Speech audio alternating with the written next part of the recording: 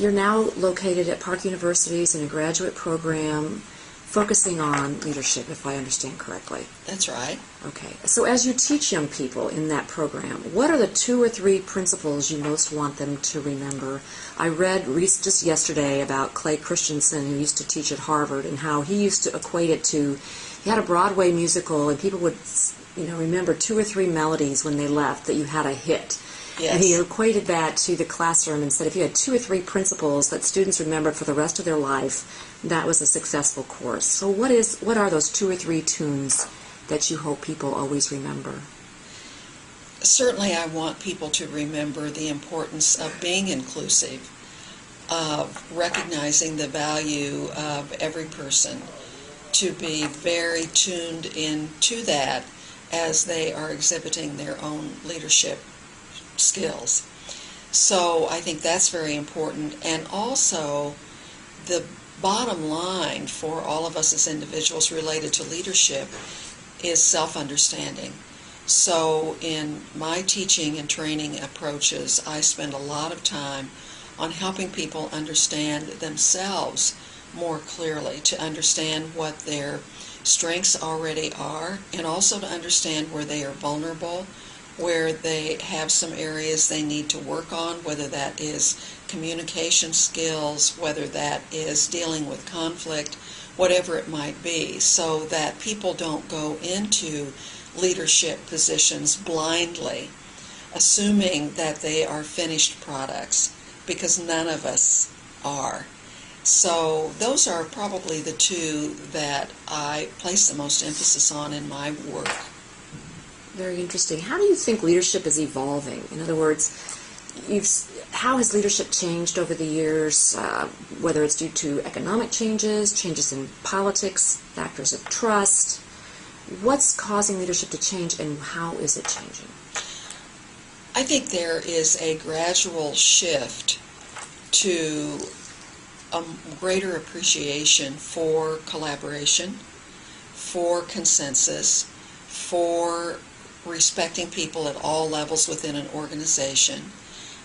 I think that is gradual, and I'm not suggesting that that ends up being a model where we always use collaboration, because as I have suggested many times, we need a range of leadership options. We certainly have seen many examples in the past, particularly in the business world, where the leadership style has been autocratic, has been very controlling, has been limited to those at the very top, and then everybody else, quote, obeys. So I think we're seeing less and less of that, and that will continue. I do believe that all people, are feeling more and more empowered, which I think is very healthy. So people who are leading others with that mindset are going to have to be more responsive to all individuals over which they have some level of authority. So who are some leaders, either legends or living, people that you've read or people that you've met, that you most admire? I've always admired Eleanor Roosevelt.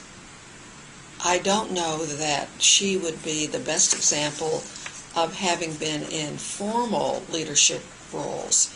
She certainly, though, was somebody who moved through a lot of personal issues, grew and developed as a result, and also had incredible evolving sensitivity to all kinds of people in her day and age, and brought their concerns to the fore.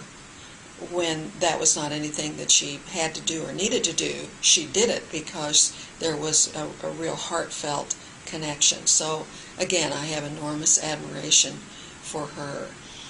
I think Barack Obama demonstrates that newer style of leadership, being certainly very thoughtful and ambitious at the same time on his own, and also, though, recognizing the importance of bringing really solid people around him experienced people, by and large, people who can move forward and exhibit leadership on their own, and also be part of, quote, his team. So I think his style of leadership is not only an interesting one, but is proving to be and will continue to prove to be very productive. Interesting that you say that. Without taking any alignment with any party, you hear both admiration and condemnation of President Obama for his flexibility in position.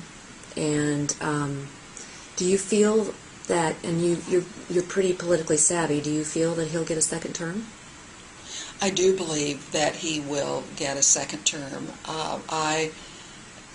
To the degree I can use my own experience as mayor, what a lot of people don't understand until you're in a position of singular leadership combined with this enormous look at you every day by the public through the media, how you, in dealing with complex issues, have to be flexible or you're not going to get anything done. There's also a myth, and a lot of research confirms this, that the best decisions are made by groups. They are not made by individuals. So the myth that somehow a person gets elected president and then has all of the answers, all he or she has to do is to direct other people, do this and do that, buy into my game plan 100%, and everything will be okay. That simply is not the way it is. The best decisions are made in groups. The best decisions are made by knowledgeable people coming together to move an agenda forward.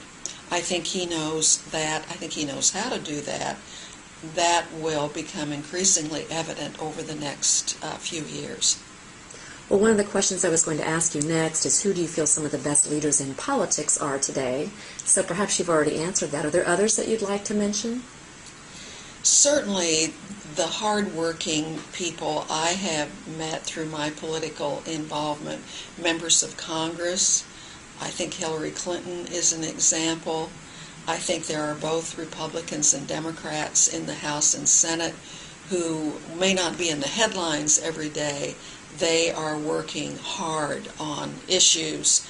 They genuinely care about making this country the best country it can be and using whatever contribution they can to get that done. So there are people out there, sometimes in the headlines, sometimes not.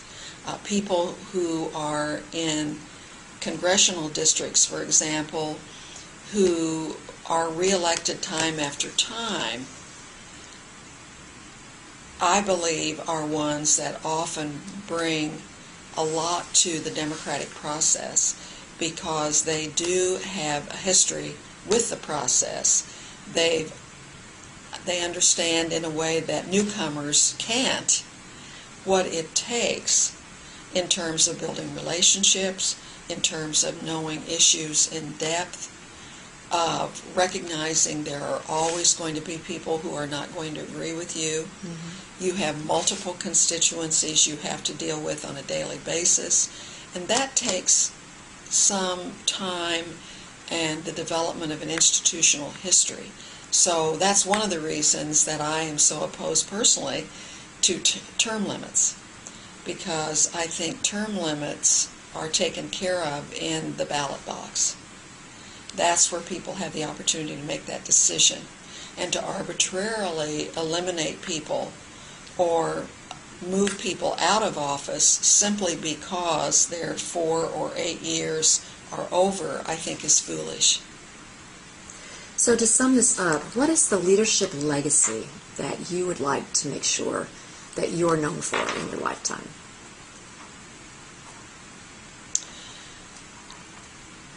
People sometimes ask, what is it that you feel best about having been mayor, and expecting me to say our downtown revitalization or the money that we were able to generate for some of our basic services.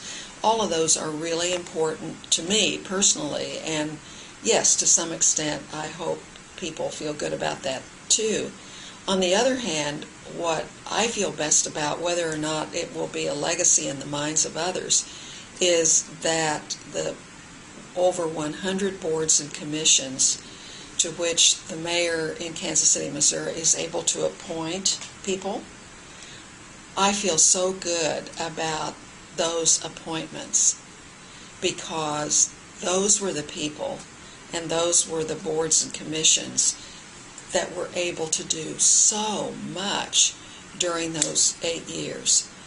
So to those literally hundreds, even more than hundreds of people, I say thank you because they were so much a part of what we were able to accomplish.